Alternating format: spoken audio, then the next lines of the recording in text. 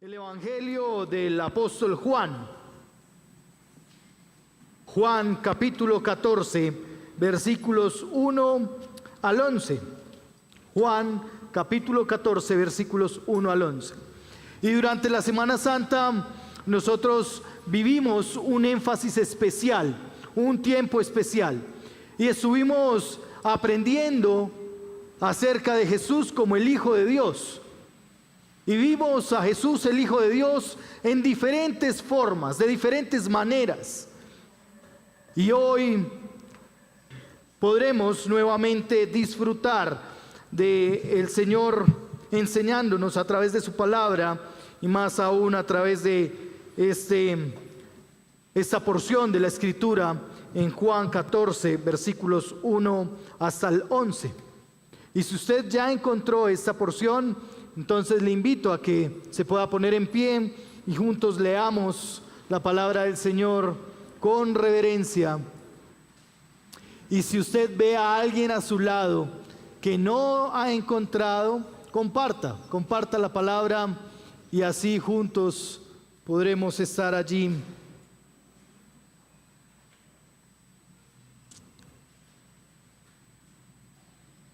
No se turbe su corazón. Crean en Dios, crean también en mí. En la casa de mi Padre hay muchas moradas. Si no fuera así, se los hubiera dicho. Porque voy a preparar un lugar para ustedes. Y si me voy y les preparo un lugar, vendré otra vez y los tomaré a donde yo voy, para que donde yo esté, allí estén ustedes también. Y conocen el camino a donde yo voy, dice el Señor Jesús. Sí, Señor, si no sabemos a dónde vas, ¿cómo vamos a conocer el camino?, le dijo Tomás. Jesús le dijo: yo soy el camino, la verdad y la vida. Nadie viene al Padre sino por mí. Si ustedes me hubieran conocido, también hubieran conocido al Padre. Desde ahora lo conocen y lo han visto. Señor, muéstranos al Padre y nos basta, dijo Felipe. Entonces le dijo: ¿tanto tiempo he estado con ustedes y todavía no me conoces, Felipe? El que me ha visto a mí, ha visto al Padre. ¿Cómo dices tú, muéstranos al Padre? ¿No crees que yo estoy en el Padre y el Padre en mí? Las palabras que yo les digo, no las hablo por mi propia cuenta, sino que el Padre que mora en mí es el que hace las obras. Créanme que yo estoy en el Padre y el Padre en mí. Y si no, crean por las obras mismas. Padre, gracias por tu palabra y gracias porque es palabra de vida eterna, es palabra que salta a nuestras vidas, es palabra que nos conduce hacia el Padre, es palabra que nos guía hacia la eternidad. Gracias porque tu palabra es esperanza para nosotros en este día y en esta mañana. Y gracias porque tu palabra nos guiará y nos enseñará a entenderte y conocerte cada vez más. Permítenos, Señor, estar atentos a tu voz en esta mañana. Permítenos estar atentos a lo que tú deseas hablar a lo profundo de nuestro corazón. Permítenos estar dispuestos para ser tratados por ti en nuestra vida, para seguir siendo formados por ti en nuestro corazón. Permítenos, Señor, más que oírte, permítenos conocerte y glorificarte, Señor. A mí permíteme ser fiel a tu palabra, Señor. Predicar tu palabra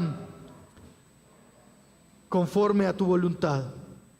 Quita de mi mente, de mi corazón, de mi boca, mis propios conocimientos y habla tú, Señor, a través de tu siervo. Te lo suplicamos en el nombre de tu Hijo Jesucristo. Amén y amén. Amén.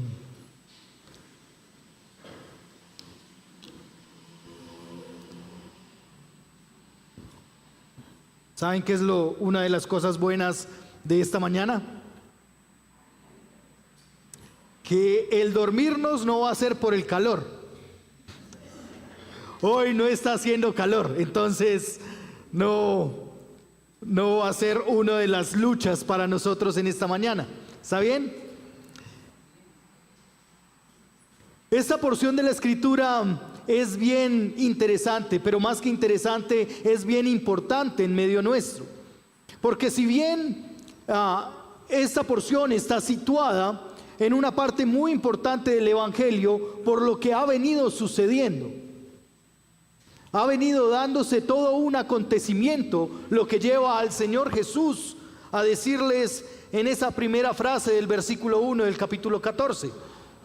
¿Ya vieron cuál es la primera frase del versículo 1 del capítulo 14? No se turben, no se angustien, no se estresen, no estén preocupados. Y así inicia el capítulo 14, con esa frase que uno tiene que preguntarse, bueno, ¿y qué fue lo que les estresó? ¿Qué fue lo que les llevó a turbarse? ¿Por qué los discípulos allí están sintiéndose preocupados? Y si miramos un poco hacia atrás, quizás menearemos la cabeza asintiendo al Señor y diciendo, claro, porque versículos anteriores, capítulo 13, versículos 21 hasta el 30, el Señor está identificando quién de sus discípulos lo va a traicionar. Y uno de los discípulos le dice, pero ¿quién? Porque es que somos 12 y cualquiera. Y el Señor dice, el que moja conmigo el pan. Imagínese ese momento tenso donde todos están mirando, ¿quién va a mojar el pan? ¿Quién es el que lo va a hacer? Y ese discípulo que es bien atrevido, bien intrépido, me imagino meneando allá la cabeza y diciendo, terrible Judas, terrible, ese hombre, yo no sé qué piensa. Pero versículos 36 al 38 del mismo capítulo 13 nos muestra que ese discípulo intrépido también es identificado por Jesús, e identificado como aquel que lo va a negar 3 veces. Si usted y yo estuviéramos en ese momento en la cena del Señor, porque esto era en plena cena, estaban compartiendo la mesa, estaban comiendo juntos, estaban comiendo con el maestro, y ahora el maestro se puso a decir que hay uno que lo va a entregar y hay otro que lo va a negar. Si yo estuviera ahí, digo, pues ni hablo, pues, digo algo y va y dice algo de lo que yo tengo en mi corazón. Probablemente si estuviéramos allí, nosotros también estaríamos perturbados, turbados o intranquilos, porque se está haciendo público algo que es muy concreto e íntimo. Imagínese que usted está pensando en otra cosa y el Señor está predicando su palabra en medio de la cena. Y el Señor lo mira a los ojos y le dice, no me estás prestando atención. Estás pensando en las vacaciones. Estás pensando en el almuerzo. Estás pensando cómo irte ahorita. O si se van a acabar las empanadas. Es interesante, porque allí está el Señor que conoce a todos y todas las cosas. Y está mostrando lo que hay en el corazón de 2 de sus discípulos. Imagínense lo turbados que están los otros 10. Los otros 10, yo me imagino que ni siquiera miran al Señor al rostro, porque va el Señor y dice lo que yo estoy pensando, y qué vergüenza. Aquí tenemos una escena, amados, en la que el Señor se está orientando al corazón de sus discípulos. Porque vean dónde es que está la perturbación, la intranquilidad. ¿Qué dice el versículo 1 del capítulo 14? ¿En dónde está esa preocupación? En el corazón. En el corazón. Su corazón estaba intranquilo. Pero claro, antes de identificar a los dos discípulos, el Señor Jesús está diciendo, es que yo voy a ser entregado. Yo tengo que morir. Yo tengo que irme.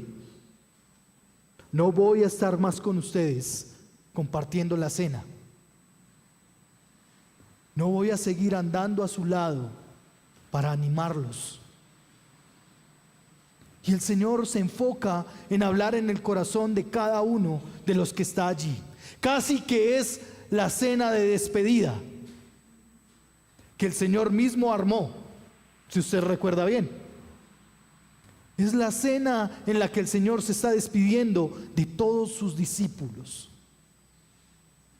Y en ese momento les dice: no se turbe su corazón, no se preocupen, porque yo no voy a estar. Y se desenlaza una cantidad de cosas aquí, y es como realmente pensar, si nosotros estuviéramos allí, lo que produciría en nosotros mismos cada una de las palabras del Maestro. Y en medio de ese silencio incómodo, surgen preguntas que muy probablemente estaban en la cabeza de todos, pero por la intranquilidad, por la perturbación, nadie se atrevía a hacer. Y eso es como en el salón de clases, los que estuvimos en la universidad. Uno no entiende, pero no pregunta para no quedar mal. Y hay otros que se atreven a preguntar y uno dice: oh, menos mal preguntó, porque donde no lo haga yo me quedo con esta. Y eso es lo que está sucediendo aquí. El corazón de los discípulos está intranquilo.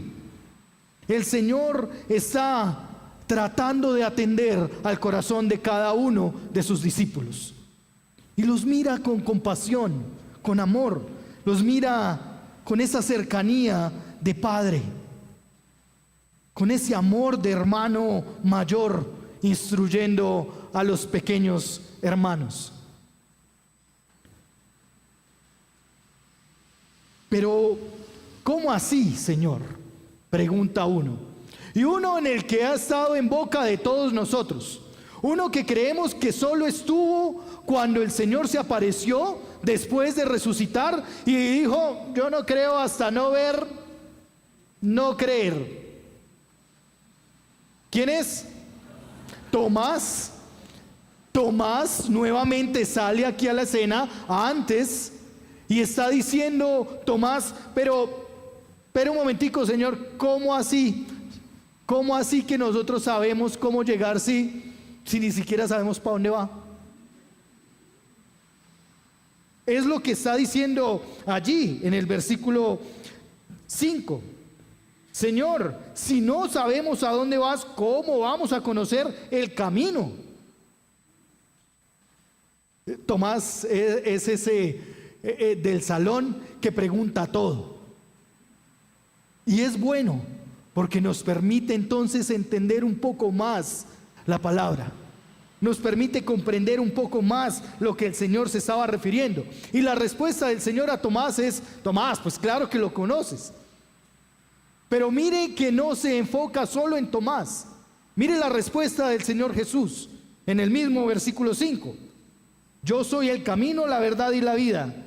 Nadie viene al Padre si no es por mí. Si ustedes deja de hablarle solo a Tomás para dirigirse nuevamente a todos, porque todos están con la misma pregunta en la cabeza.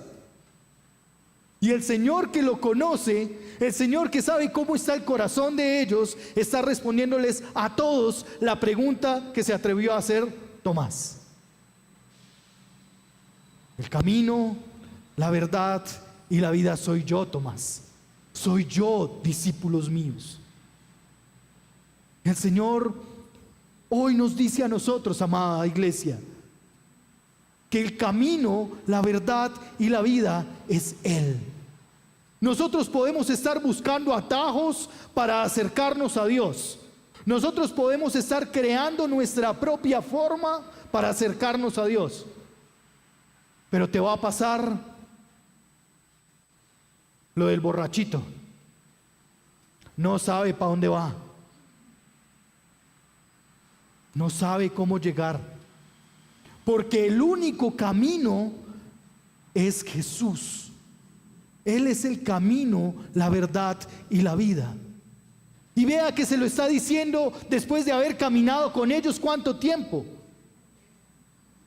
Lo interesante de esto es que hay un término que se repite mucho, 7 veces está este término en medio de este texto bíblico. 7 veces se repite el término conocer. Yo soy el camino, versículo 7, perdón. Si ustedes me hubieran conocido, también hubieran conocido a mi Padre. Cristo Jesús es el reflejo del Padre Celestial. Y está respondiendo por anticipado una pregunta que otro va a hacer. Pero en el versículo 7 el Señor está diciendo: si ustedes me conocieran, discípulos míos, si ustedes me conocieran, habrían sabido que realmente yo soy el camino, la verdad y la vida. Si ustedes me conocieran, habrían entendido que no tendrían que buscar otros atajos o otras formas de llegar al Padre. Si ustedes me conocieran. El significado de conocer en la Escritura es una relación íntima. Es algo que tiene que ver con esa intimidad estrecha. Este es el mismo término que se usa en Génesis cuando dice que Adán conoció a su esposa. Y está hablando de una relación íntima, porque de ese conocimiento llegó el primer hijo. Vean el nivel y la profundidad de lo que está diciendo el Señor aquí. Si ustedes hubieran estado más íntimamente conmigo, habrían entendido que yo reflejo al Padre, que yo soy el camino, que yo soy la verdad que ustedes están buscando, y que soy la verdad absoluta, no relativa como este siglo nos lo pretende mostrar. Soy la verdad. La estrategia del Señor para que nuestro corazón no se turbe tiene que ver con 4 cosas. El Señor hace una estrategia para que nuestro corazón no se turbe. Versículo 1. ¿Cuál es la primera? Crean en Dios y crean en Jesús, en mí, dice Jesús. Lo primero para que no se turbe su corazón es crean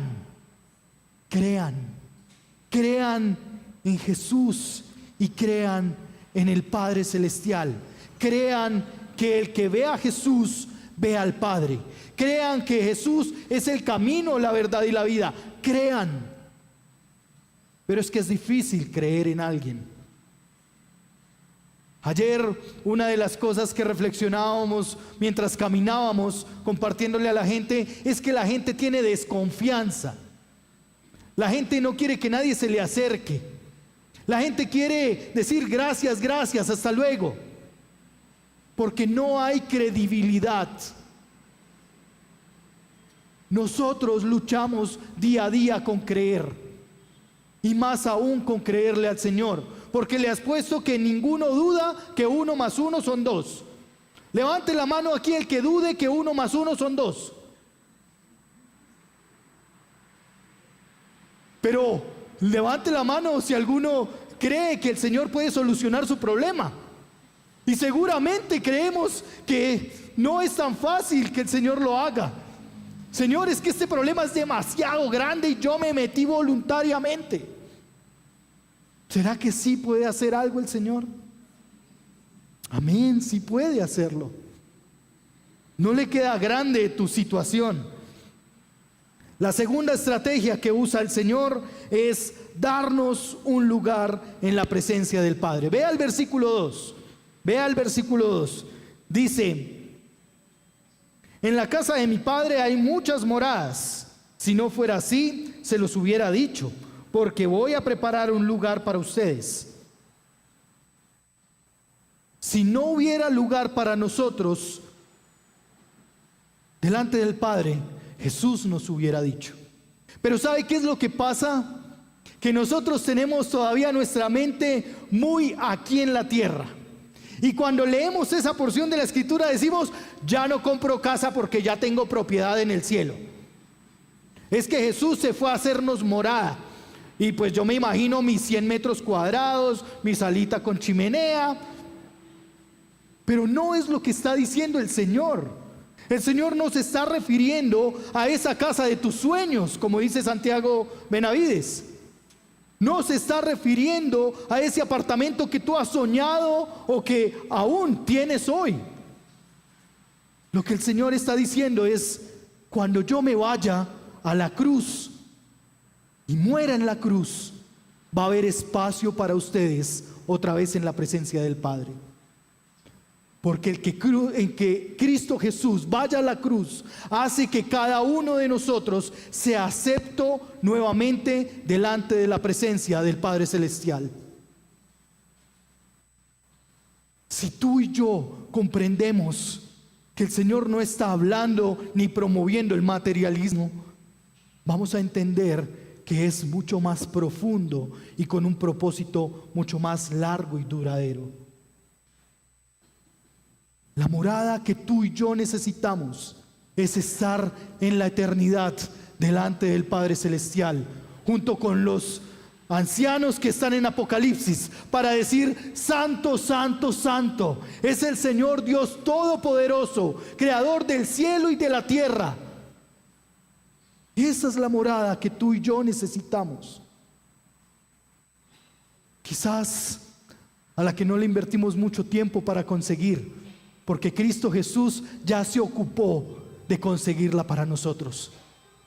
Pero fue necesario que Él fuera a la cruz y resucitara para ir al Padre y así tener un lugar nosotros en la presencia de Dios.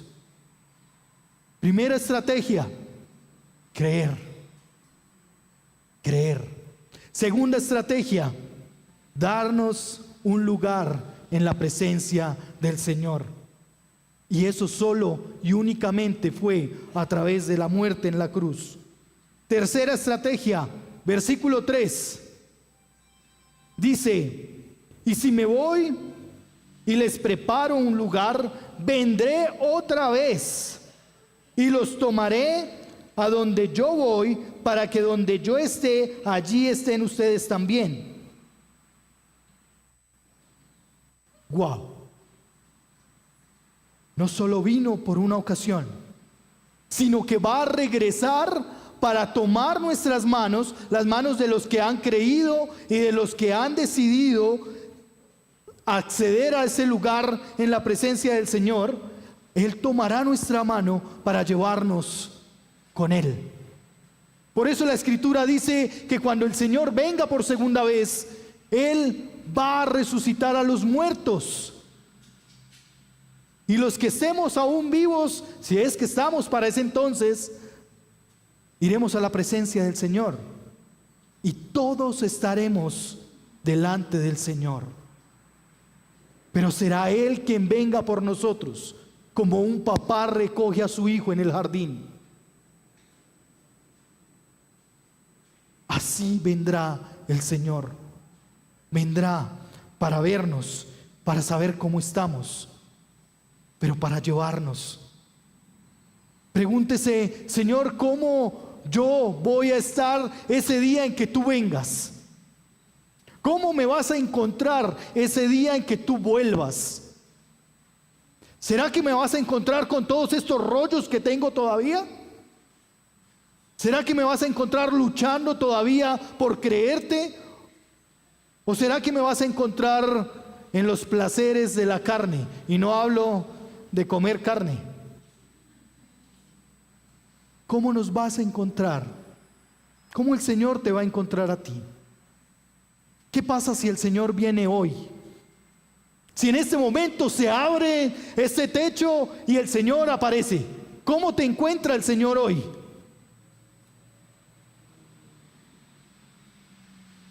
¿Sin perdonar? ¿Sin amar? ¿Sin entregar tu vida al Señor? Quizás con la lucha de leer la Escritura o de orar todos los días. Quizás peleando con tu esposo o tu esposa. ¿Cómo te va a encontrar el Señor hoy? Y esa fue la tercera estrategia. La cuarta es la venida del Consolador. Y evidentemente usted me va a decir, pero pastor, en esos 11 versículos no habla del Consolador. Claro, porque en los capítulos 15 y 16 el Señor ya está hablando de que era necesario que Él se fuera para que el Consolador viniera, el Espíritu Santo.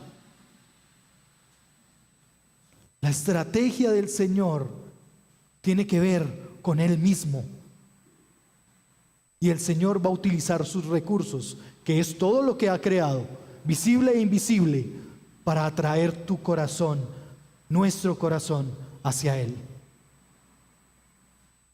El Señor Jesús nos mira hoy a los ojos y realmente nos dice, ¿cómo estás frente a mis estrategias?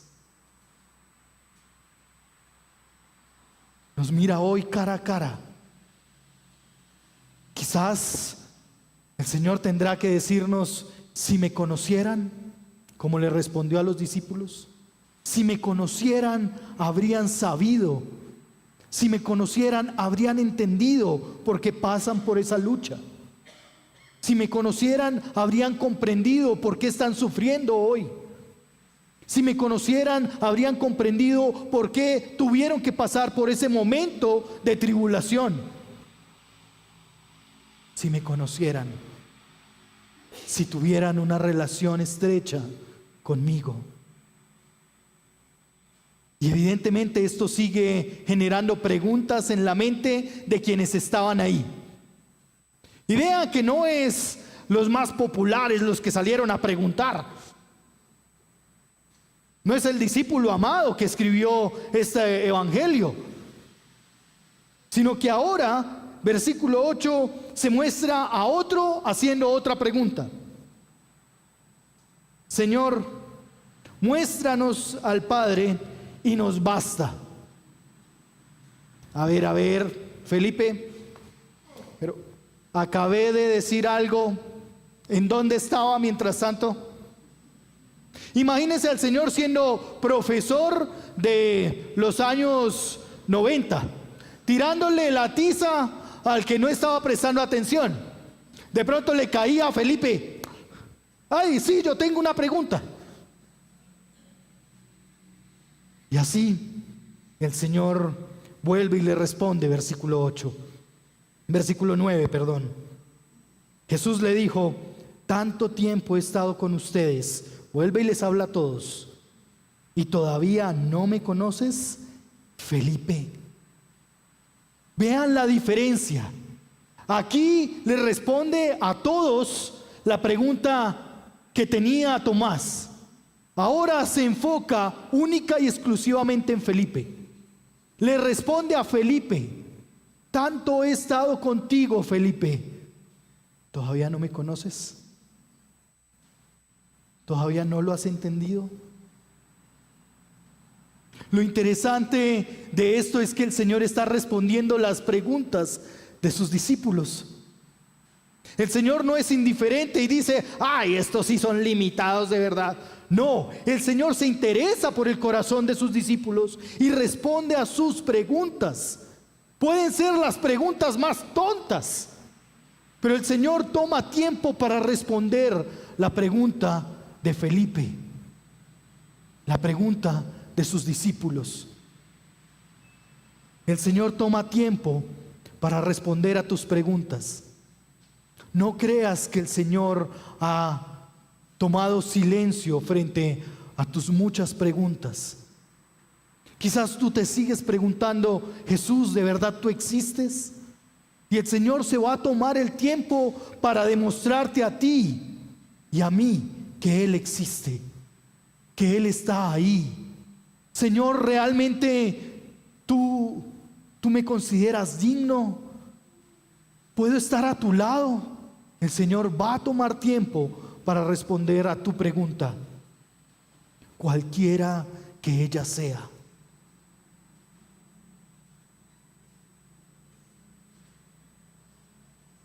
Después de las preguntas de Felipe y de Tomás, vemos al Señor allí mirando a los ojos a Felipe y diciéndole: el que me ha visto a mí, versículo 9, ha visto al Padre.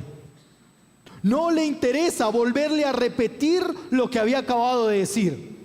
No es como nosotros, amados, que luchamos con que yo ya lo dije. No me gusta repetir. Yo no le voy a volver a repetir que tiene que alzar la ropa. Yo no le voy a volver a repetir que alce los zapatos, que saque la basura. Yo no le voy a volver a repetir. El Señor toma tiempo y vuelve a repetirlo. Si me has visto a mí, has visto al Padre. Lo siguiente que le dice a Felipe es: lo que dices es que el Señor mismo va a guiar a cada una de las personas al Padre. Versículo 10. ¿No crees que yo estoy en el Padre y el Padre en mí? ¿Cuál fue la primera estrategia del Señor? Creer. Y le está diciendo a Felipe: ¿tú no crees? ¿Tú no crees, Felipe? ¿Tú no crees que yo estoy en el Padre y el Padre está en mí? ¿Tú no crees, Ana? ¿Tú no crees, Andrés? ¿Tú no crees, Pepito? ¿Tú no crees? Nuevamente el Señor se enfoca no en los actos, sino en el corazón. ¿Qué estás creyendo, Felipe? ¿Qué estás creyendo? ¿Estás creyendo a lo que dice todo el mundo o estás creyendo a lo que yo te digo a través de la palabra? ¿A qué le estás creyendo? ¿Le crees al consejo de tu amigo o de tu amiga más que a mi consejo? ¿A quién le crees? ¿A qué le crees? ¿Cómo crees?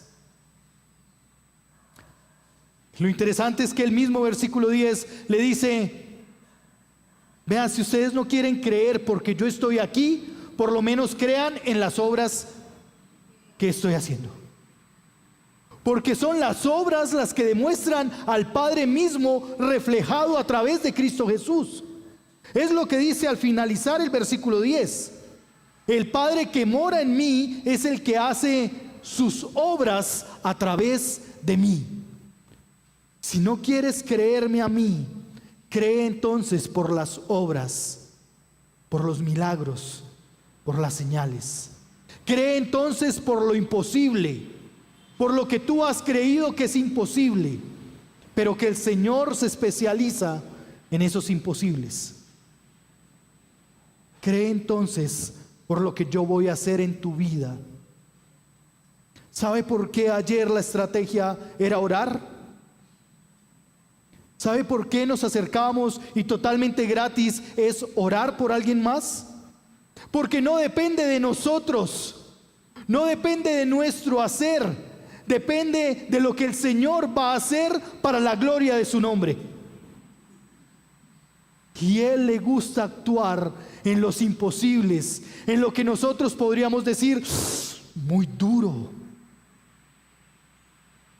A Él le encanta actuar en eso que tú y yo no podemos hacer.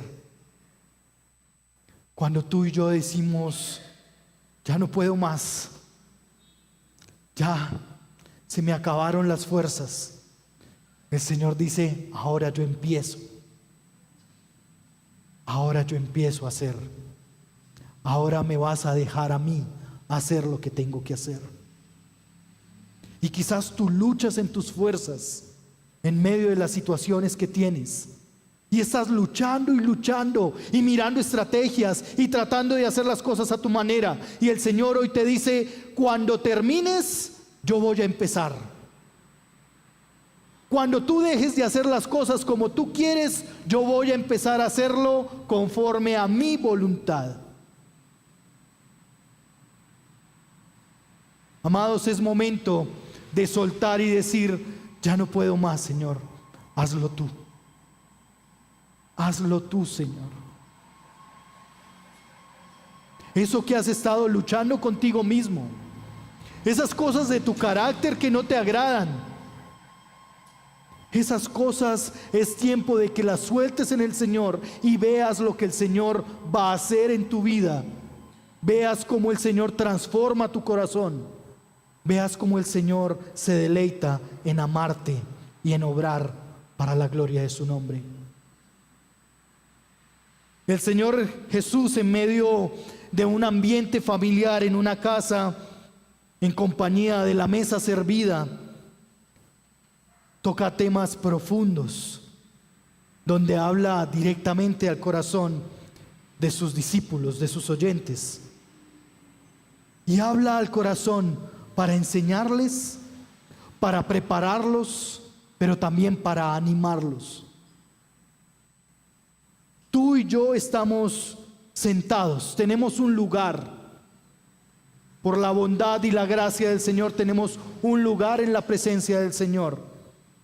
Pero quizás estamos sentados a la mesa confundidos, turbados, con miedos.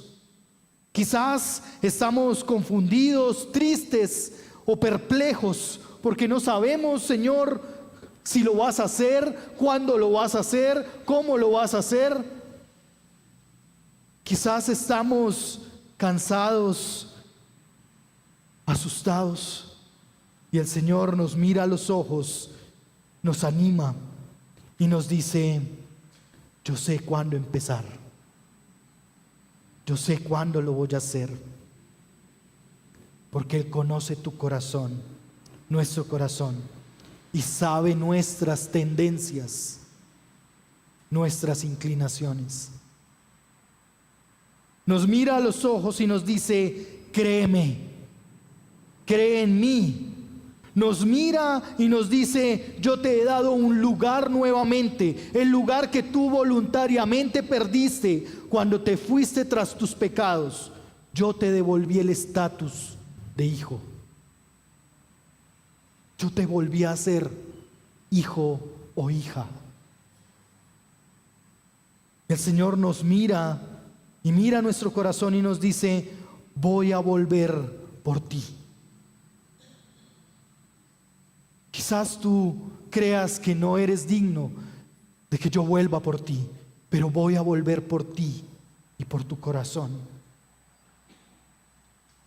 Voy a volver porque te amo. Voy a volver porque me interesas. Voy a volver porque tú eres creación mía. Porque yo te hice y no te voy a dejar ni a desamparar. Te mira, nos mira hoy y nos dice, yo quiero que estés donde yo estoy. Versículo 4. Lea conmigo el versículo 4.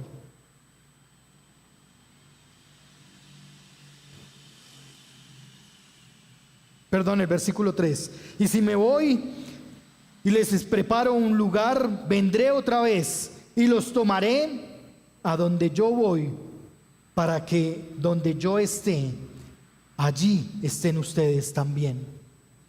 El Señor está interesado en que nosotros seamos su compañía. El Señor está interesado en cada uno de nosotros y vendrá por cada uno de nosotros. Vendrá y nos tomará de la mano porque Él quiere que estemos con Él.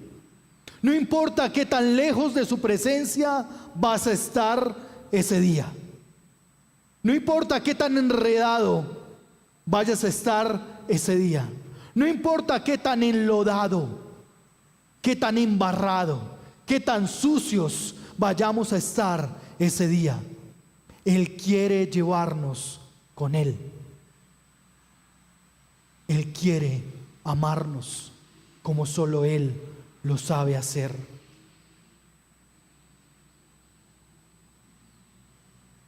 Hoy el Señor te está hablando a ti, en tu preocupación, en tu perturbación. No se vuelve a escuchar la voz de los discípulos. Hay un silencio como en este momento. Pero tú tienes la posibilidad de responderle hoy al Señor. Tú tienes la posibilidad y la oportunidad de decirle: sí, yo quiero. Yo quiero aunque cueste. Yo quiero aunque eso me lleve a morir a mí mismo, a lo que creo que debo hacer o a la forma en cómo debo hacerlo. Tú y yo hoy tenemos la oportunidad de vivir la eternidad que llevó a Cristo a la cruz y por la cual resucitó. ¿Cuál va a ser tu respuesta, amado discípulo del Señor? ¿Cuál va a ser tu respuesta? Inclina tu rostro y oremos.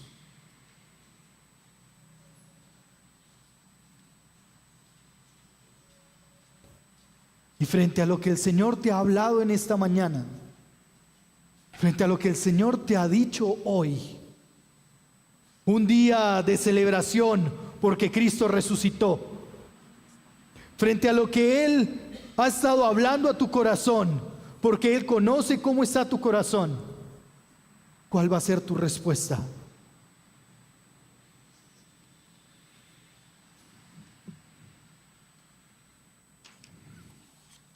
Entra en intimidad con el Señor. Preséntate delante de Dios y respóndele a la invitación, al llamado que Él te ha hecho. Respóndele qué vas a hacer o a dejar de hacer. Respóndele qué realmente es lo que te importa hoy, o te preocupa hoy, o te inquieta hoy.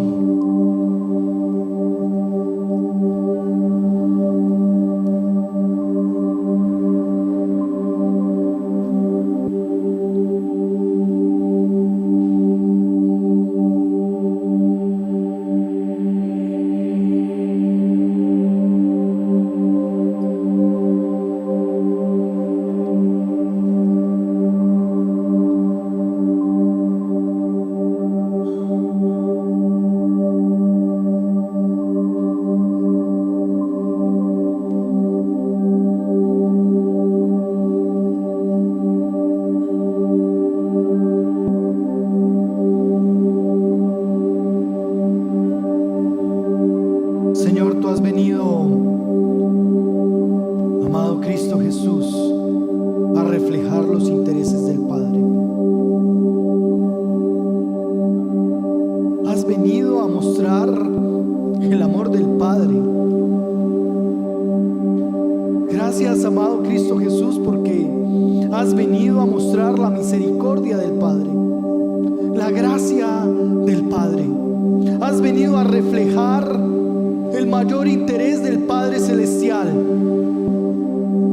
que es el corazón de cada uno de nosotros. Gracias por interesarte